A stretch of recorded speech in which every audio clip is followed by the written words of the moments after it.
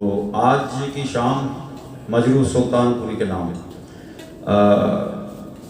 बहुत अच्छे कुछ शेर इन्होंने लिखे, आपको याद होंगे। इनको मैंने इनको 3 पड़ाव में पढ़ा। एक तो शायरी, दूसरी इनका वो सफ़र जो इन्होंने फिल्मों में सबसे ज़्यादा तय किया, तकरीबन 50 साल, और एक ऐसा सफ़र जो जिसे हम ये कहेंगे गज़लें। वैसे शायरी इन्होंने पब्लिसाइज बहुत कम की है, गज़लें और फिल्मी सफ़र इनका बहुत ज़्यादा रहा है, और उसके बारे में बातें करूंगा मैं जो कुछ भी लिखा। लेकिन एक शेर जो आपने भी बहुत बार सुना होगा और अक्सर हम इसे रेफरेंस में लेते हैं कि मैं अकेला ही चला था जानी दे मंजिल मगर, लोग साथ आते गए और कारवां बनता गया। This is by Majrooh Sultanpuri. और जब भी कोई आप अकेला सफ़र शुरू करते हैं और धीरे धीरे वो काफिला बन जाता है, becomes a group, then it becomes a zoom, then it becomes big gathering. तो ये उसकी फीलिंग थी। मजरू गज़ल के शायर अपने आप को कहते हैं, लेकिन वो किसी 1919 में पैदा हुए और वो तकरीबन 20 बरस की उम्र में उन्होंने गज़लें लिखनी शुरू की। वो हम सब बात करेंगे। मैंने ये महसूस किया कि आज तक हमने 4 या 5 लिरिसिस्ट को ध्यान से नज़दीक से जाके पढ़ा और यहाँ बात की। तो इवन जगजीत जी भी, मैं उनको बहुत बड़ा रेफरेंस मानता हूँ। एक successful song singer as well as music director. तो सभी ने कुछ ना कुछ पिछला सफ़र आसान किया है। मजरू ने भी यही किया। मुश्किलात, फ़ारसी, हल्की उर्दू आपके सामने परोसी, फिल्म इंडस्ट्री में जाके परोसी और वो बिक गई। जब बिक गई, पर्दे पे आ गई तो चल पड़ी। तो this is what the journey of most of the lyricist, singers, music director is. और मजरू सुल्तानपुरी जब गज़ल की दुनिया में आए तो उन्होंने पहली जितने ट्रेडिशनल स्टाइल थे गज़ल के, उनको तोड़ा नहीं, थोड़ा सा जोड़ा, आसान किया और आगे बढ़ गए। खुद अपनी ज़ुबानी कहते हैं कि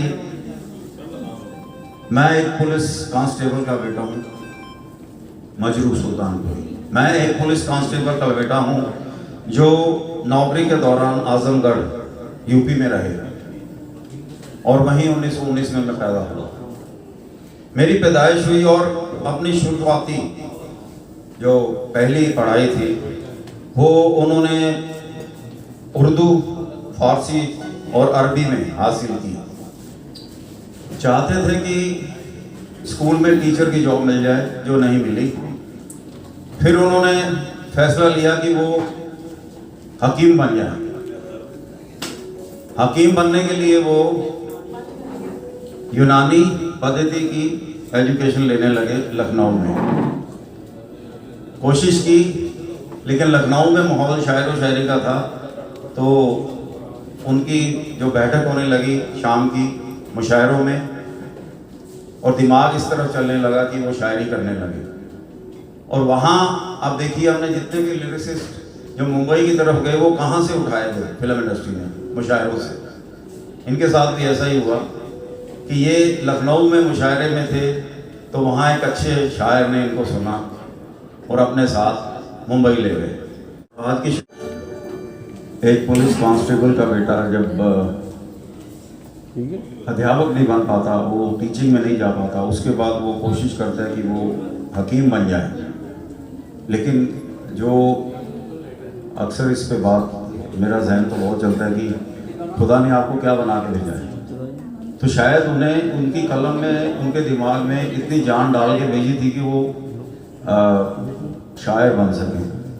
तो मुंबई पहुंच गए। प्रोग्रेसिव राइटर्स एसोसिएशन, जो कि एक नॉर्मल जरिया था सबके लिए, उसकी मेंबरशिप ली, उसके मुशायरों में जाने लगे। और एक ही जरिया था, जैसे सब्जी मंडी में हम सब्जी लेने जाते हैं, शहर के सारे छोटे रिटेलर वहाँ जाते हैं सब्जी लेने, तो यही तरीका था कि एक मंडी है जहाँ दिमाग पहुँचते हैं, अलग अलग जहनियत लेके पहुँचते हैं, और वहाँ आप ले आइए अपने काम का दिमाग। तो इसी तरह सबसे पहले फिल्म शाहजहां बनने वाली थी, उसके लिए उनको 2 गीत मिले। बाखूब निभाए। आगे का जिक्र करूँगा थोड़ी देर में। एक शेर मैंने लिखा, मुझे बहुत अच्छा लगा मजरू की किताब से।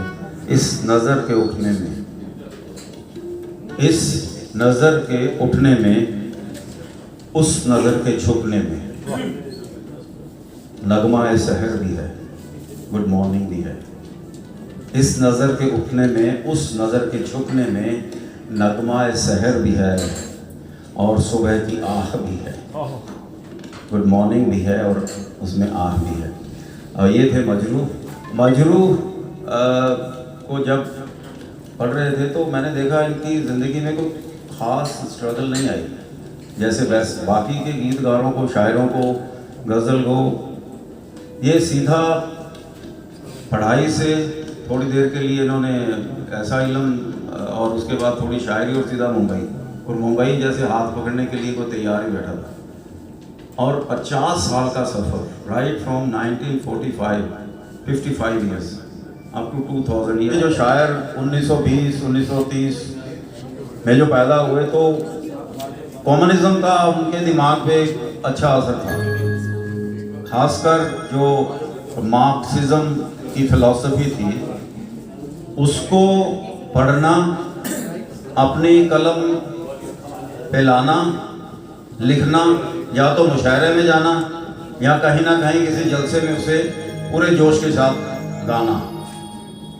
अब इनसे भी कुछ गलतियां हुई, लेकिन बात ये हुई कि इतना जोश सब में था कि कई दफ़ा जो मौजूदा सरकारें या मौजूदा हालात होते थे उसके दूसरी तरफ भी लिखते थे ये लोग। और शायद ये मानते थे कि अगर ऐसा लिखने से हमें मकबूलियत ज़्यादा मिलेगी, उसको मिली भी। तो असर आज भी कुछ ना कुछ फिलॉसफी का हमारे पे हो रहा है। उसी तरह के गाने आ रहे हैं सामने। तो इन पे जो जिगर मुरादाबादी थे उस समय के अच्छे शायर, उंगली पकड़ के मुशायरों में ले जाने लगे और देखा कि लड़के में दम है, लिखता अच्छा है। मुशायरों में थोड़ी बहुत मकबूलियत मिली और मुंबई जाने का मौका मिल गया इनको 1945 में, और वहाँ से इनके हालात बदले। He literally jump into film industry nearby 1945। और आज हम बात कर रहे हैं मजरू सुल्तानपुरी साहब की। बहुत ज़्यादा अवेलेबल नहीं है इनके बारे में कुछ भी, सिर्फ यहाँ तक कि 1945 he move to Mumbai and start his career with film industry. In between सिर्फ फिल्म इंडस्ट्री ही रही इनके पास। उससे पहले की जो स्ट्रगल थी बस 25 ओनली। तो थोड़ी सी बातें रह गई हैं मेरे पास करने के लिए उनके बारे में।